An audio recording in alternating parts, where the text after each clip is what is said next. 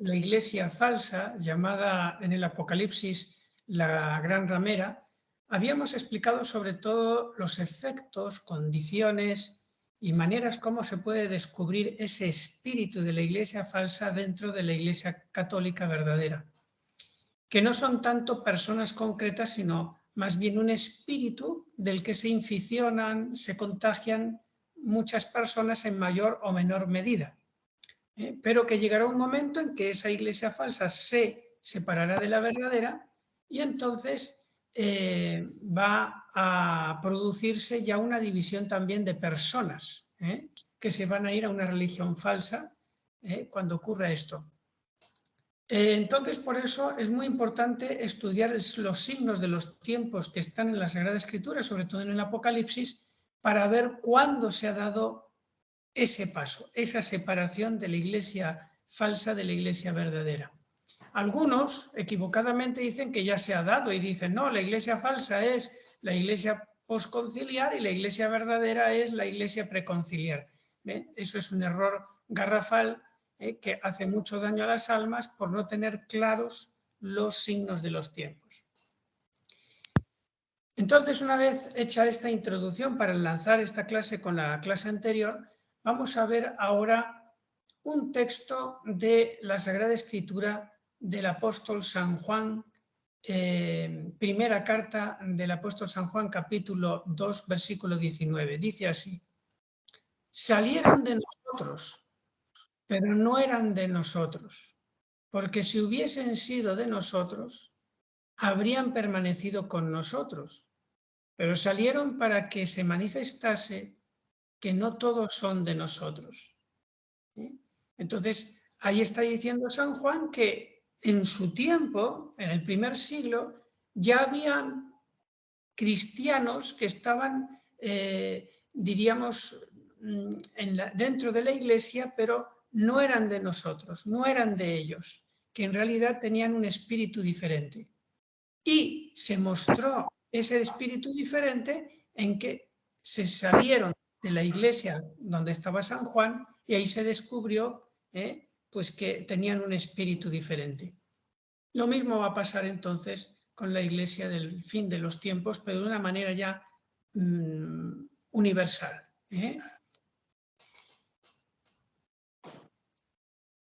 Hemos visto, y lo recuerdo, que el detonador de esa separación de la iglesia falsa de la iglesia verdadera, de una manera visible, va a ser la desaparición del catejón, que según San Pablo en la segunda carta a los tesalonicenses está reteniendo la manifestación del anticristo.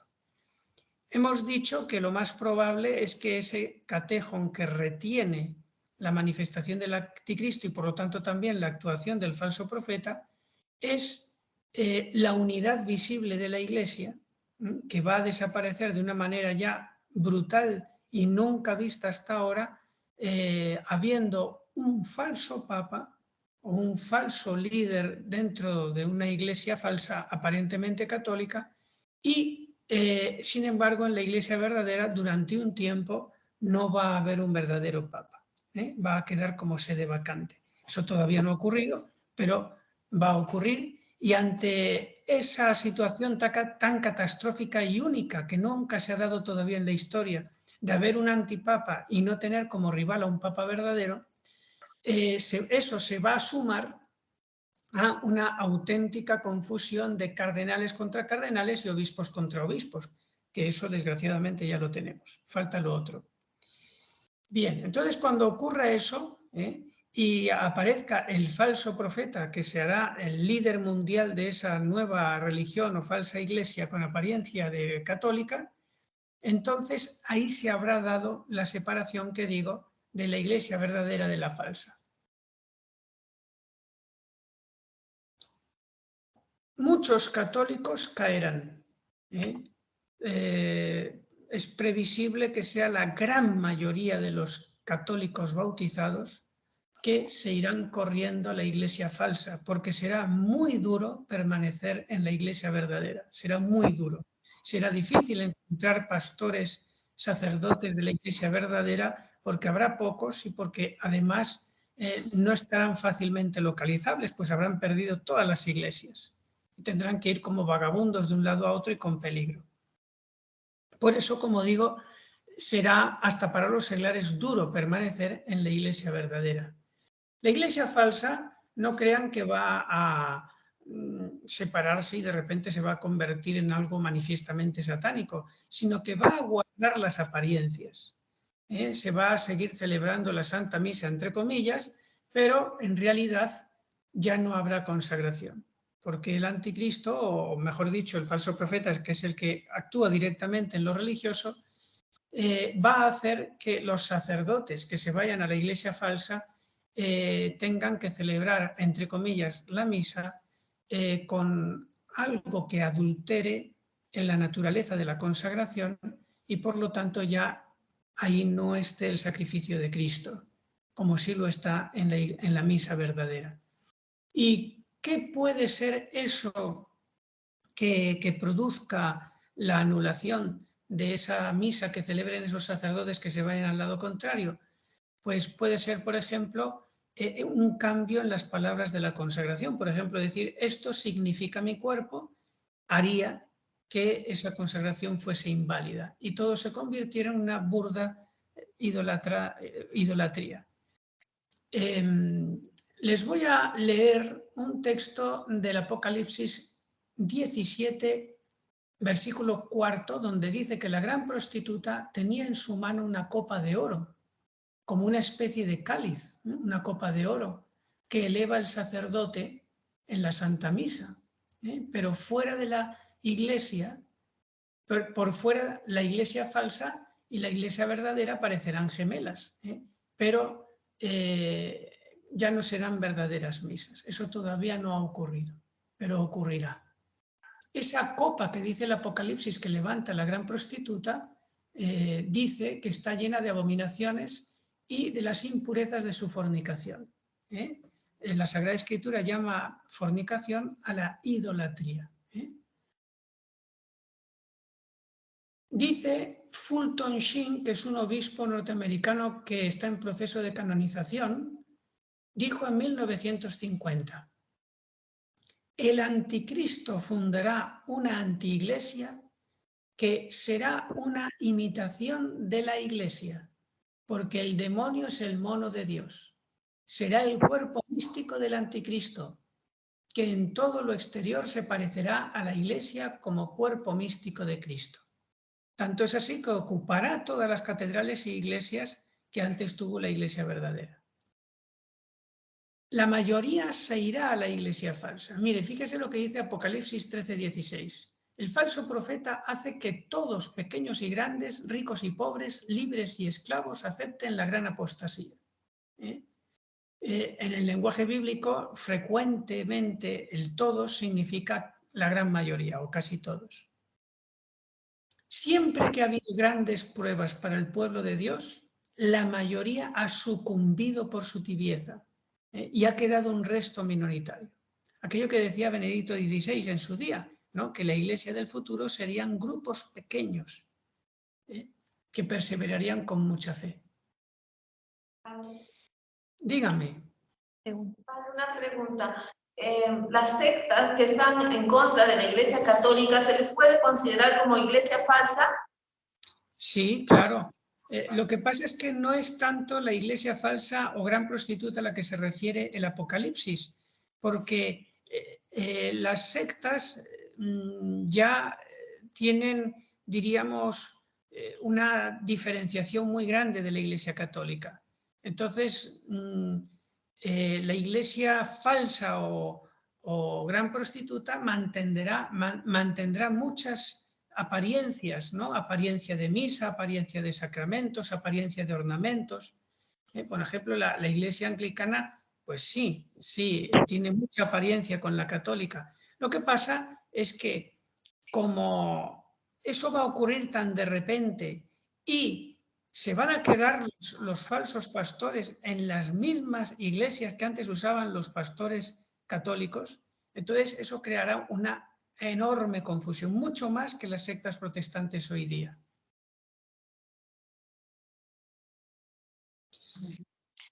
Padre, es decir, que las sectas, por decir, podemos diferenciarlas ahora, pero en ese momento, cuando aparezca la falsa iglesia, ¿no? La gran prostituta, será difícil diferenciarla, ¿no? Para los tibios, para los flojitos, quién sabe si yo mismo puedo ser uno de ellos y caer, ¿no? Pero para los tibios y para los flojitos caerán muy fácilmente en el engaño, muy fácilmente, porque suelen ir donde va la mayoría. Fíjense que las mismas sectas protestantes, incluso gran parte de la Iglesia ortodoxa, los anglicanos, todos se unirán a ese líder que es el falso profeta para aglomerar en esa iglesia falsa todas las creencias, hasta religiones no cristianas. Será un popurrí que diríamos una especie de globalismo religioso que triunfará durante unos años y engañará a muchos. Y encima sabemos que el falso profeta, por las Sagradas Escrituras, va a hacer enormes prodigios para intentar probar que ahí es el camino de Dios. El resto minoritario que nos dice el Apocalipsis capítulo 7 y capítulo 14, que no se dejará engañar y que serán marcados por los ángeles, tienen un número simbólico. ¿Saben cuál? 6. No. ¿Cómo? Había escuchado 66. No, eso no. El 666 es el símbolo, es el número simbólico de Satanás y de los que siguen a Satanás. Pero también habrá un número simbólico entre los elegidos de Dios, marcados por los ángeles. ¿Cuál es el número simbólico? Padre. 144.000. Que son las 12 tribus de Israel al cuadrado y por 1000, ¿no? Entonces, es un número simbólico que nos dice que habrá muchos de las 12 tribus de Israel, es decir, de todo el mundo, incluso de países muy remotos, que se adherirán a esa pequeña iglesia verdadera, eso resto que quede, pero claro que son 144.000 comparado con 8.000 millones que somos ahora. No se ha de tomar al pie de la letra el número 144.000, sino que es un número simbólico, ya les digo, que es 12 por 12 por 1000, que podrían ser seguramente millones de personas las que se van a quedar en la iglesia verdadera. Pero, repito, un resto, un pequeño porcentaje comparado con los 8.000 millones que hay casi hoy ya en el planeta Tierra. Ya, Padre. Muy bien, pues vamos a ver otro punto, que es que la iglesia falsa se apoyará en el mundo.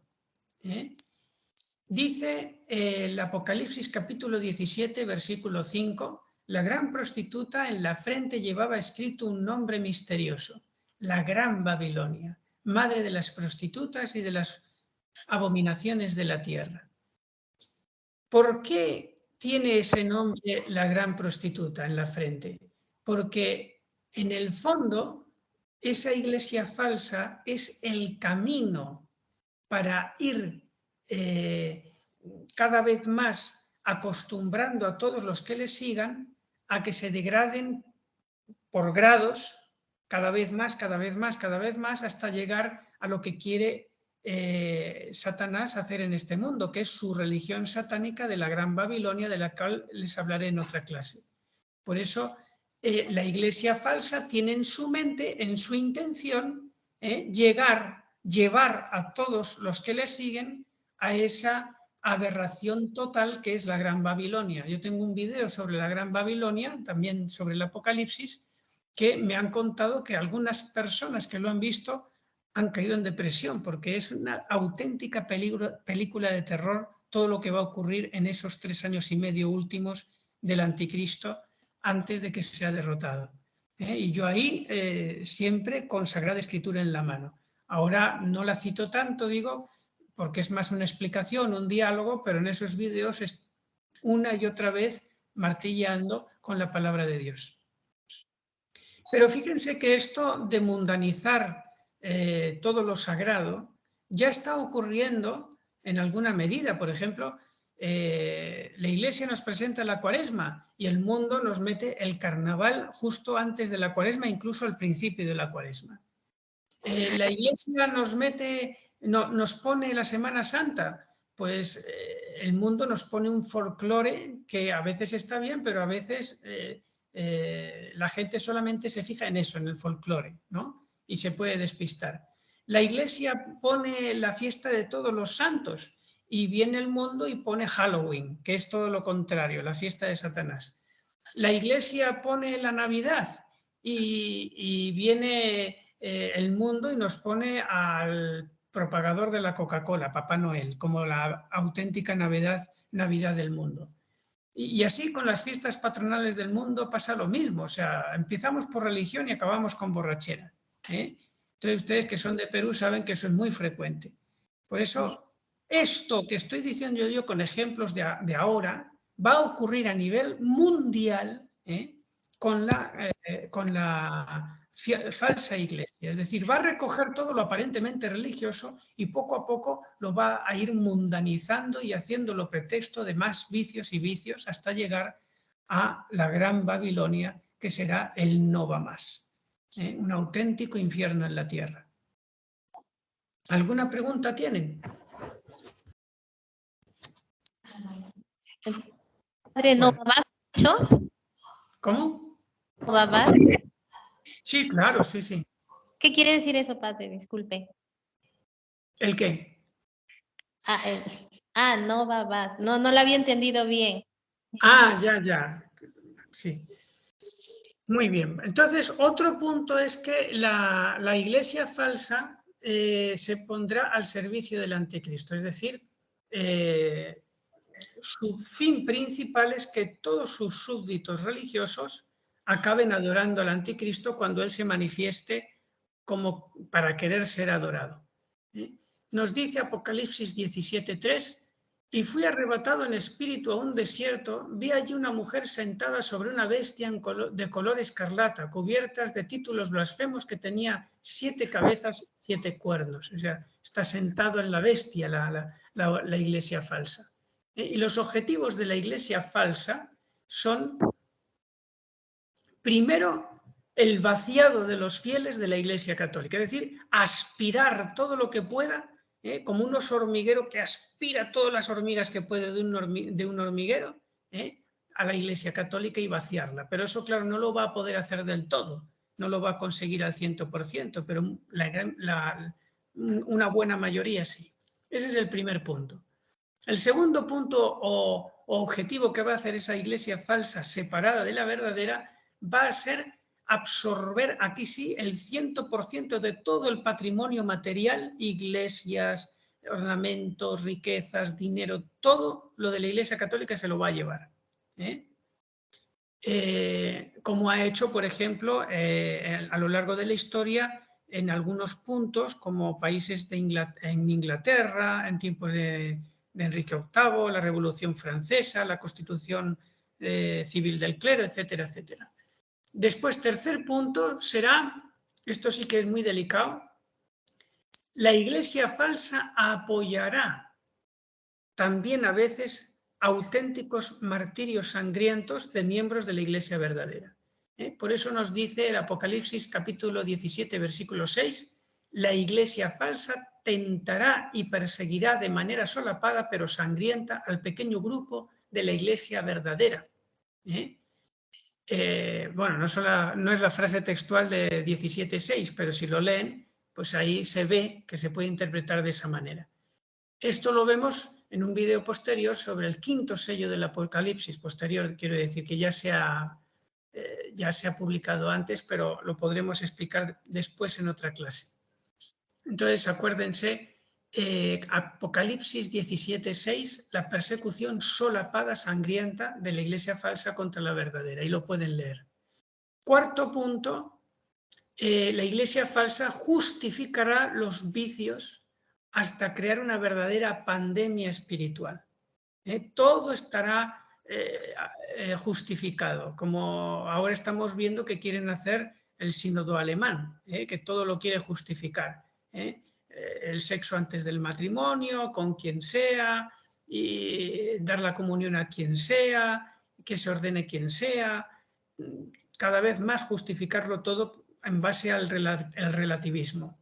pues eso hará a nivel mundial esa iglesia falsa. Por eso muchos se irán a ella porque será la más cómoda.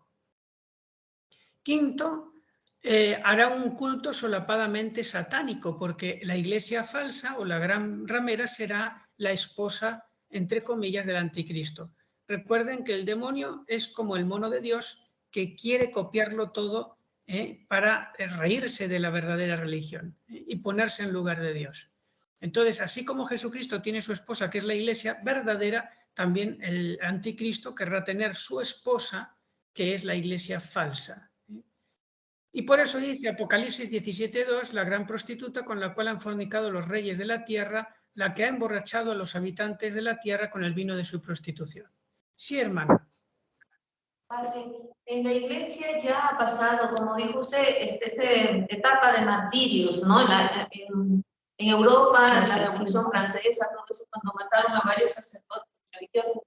Entonces, ¿qué quiere decir? ¿Que ya hemos pasado otra etapa de los últimos tiempos?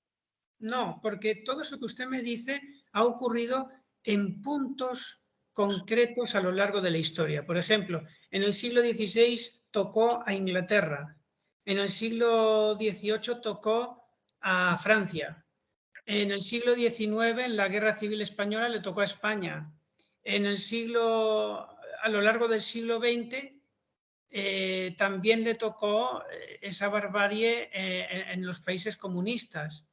Entonces, no sé si fue en el siglo XVII o por ahí, tocó también a los cristianos de Japón. Entonces, en puntos aislados, a lo largo de la historia, ocurren pequeños apocalipsis, pero no es el fin de los tiempos del que habla el Apocalipsis en sentido estricto. El fin de los tiempos se caracteriza en que eso que ha ocurrido anteriormente en algunos países a lo largo de la historia ocurrirá a la vez de manera global en todo el mundo. Y no habrá rincón ninguno en la tierra donde uno esté tranquilo. No vamos a ponernos en plan, diríamos, optimista de una manera irreal. O sea, vamos a pasarlo mal por todos lados, aunque ese reinado del anticristo va a ser breve, como dice el Apocalipsis, pero va a ser a nivel geográfico total. Eso todavía nunca ha ocurrido. Ya, padre. Padre, y la iglesia verdadera, ¿cómo podrá vivir unida? La iglesia verdadera ahí va a vivir unida primero porque se va a mantener en la fe, en la esperanza y en la caridad, un mismo depósito de la fe. Va a quedar algunos pastores, sacerdotes, incluso algunos obispos, que la van a pastorear en la clandestinidad. De suyo, antes de que el anticristo se presente como Dios, vamos a tener más facilidad de movimientos, aunque tendremos pobreza, pero no se nos buscará como ratas para matarnos, ¿no? Pero a partir de los 3 años y medio del reinado del anticristo, ahí sí, ahí va a ser una cosa de catacumbas. Pues nada, el Espíritu Santo nos enviará algunas ayudas sobrenaturales de gran calibre, como es, por ejemplo, los 2 testigos, como es, por ejemplo, el gran aviso, como es, por ejemplo, también el gran milagro. Habrá grandes ayudas sobrenaturales. Y los cristianos que estén de parte de la iglesia verdadera alcanzarán tanta santidad por vivir esas persecuciones por amor a Cristo que Dios hará muchos de ellos auténticos místicos. Que Dios les podrá decir de alguna manera misteriosa el camino a falta de pastores. Ya, padre. Padre, pero ya no habrán diócesis, ¿sí, no? ¿Ya no habrá? Diócesis. ¿Diócesis? Pues no, porque, bueno, antes de la persecución sangrienta, en los primeros 3 años y medio, sí que podrá haber diócesis, porque el pastor todavía no estará perseguido sistemáticamente a muerte. Lo que ocurre es que no se tendrán las catedrales, las iglesias tampoco, y tendrán que estar prácticamente de casa en casa o reuniéndose en algún salón. pero a partir de los 3 años y medio de la persecución sangrienta del anticristo, ahí sí que ya de diócesis nada, ahí sálvese quien pueda.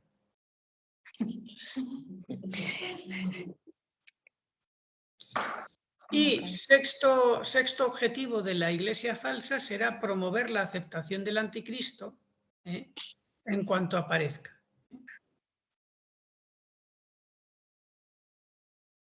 La iglesia falsa será enriquecida por el anticristo. Y esto lo dice también Apocalipsis 17, versículo 4, dice: la mujer iba vestida de púrpura y escarlata y enjollada con oro, piedras preciosas y perlas.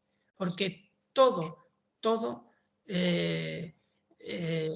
lo que tenía, diríamos, no solamente la Iglesia Católica, sino también todas las riquezas, el anticristo las usará como soborno para atraer más a los fieles a la iglesia falsa.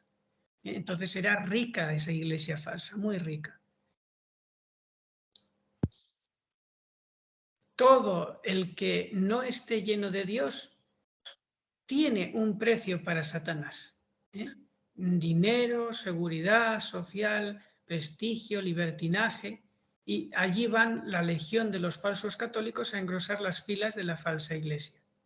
Pero llegará un momento en que, dice Apocalipsis 17, 16, el anticristo la destruirá cuando la considere un estorbo para sus planes. Entonces, en ese momento, a los 3 años y medio, destruirá la iglesia falsa, la hará desaparecer y ya él presentará su nueva religión satánica infernal, que será la Gran Babilonia. Hasta aquí. ¿Alguna pregunta más? Padre, yo me he quedado pensando, ¿es posible que la gente buena, virtuosa, fervientemente católica, puede ser que se confunda y se vaya a la iglesia falsa?